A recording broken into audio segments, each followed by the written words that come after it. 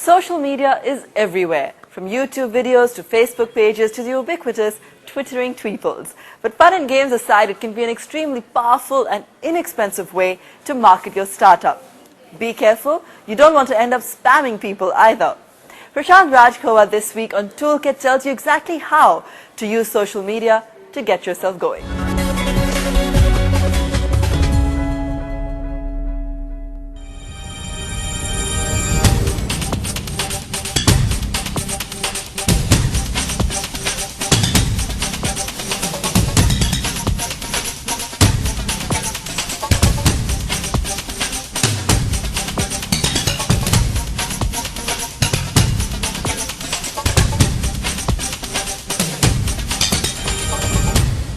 Social media is an online conversational platform that allows people or startups or brands to project their brand and their thoughts on an ongoing basis. Social media, if you strip the technology out of it, has existed for ages.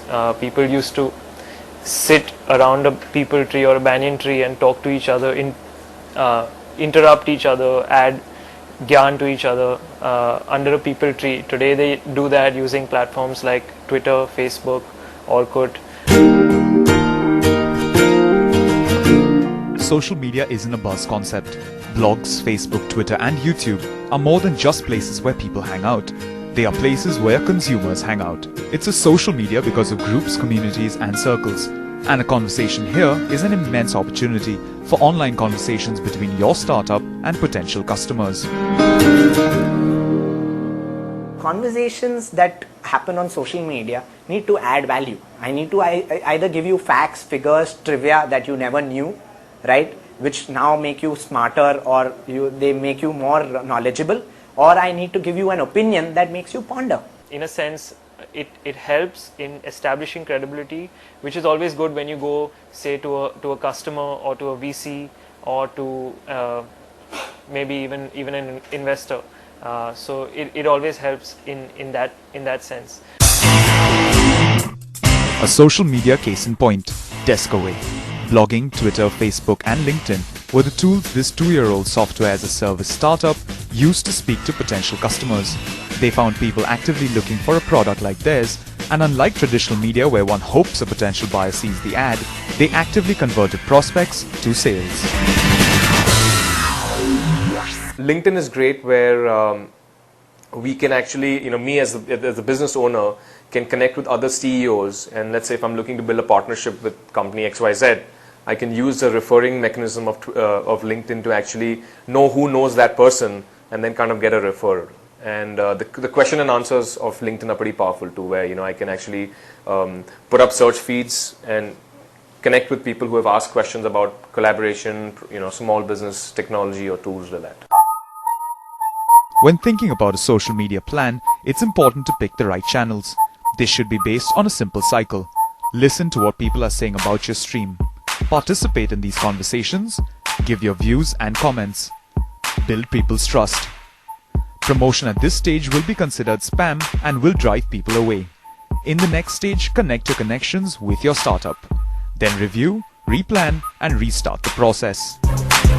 Twitter has retweets and replies. Replies is how many people responded to you. Retweets is how many people recommended you, right?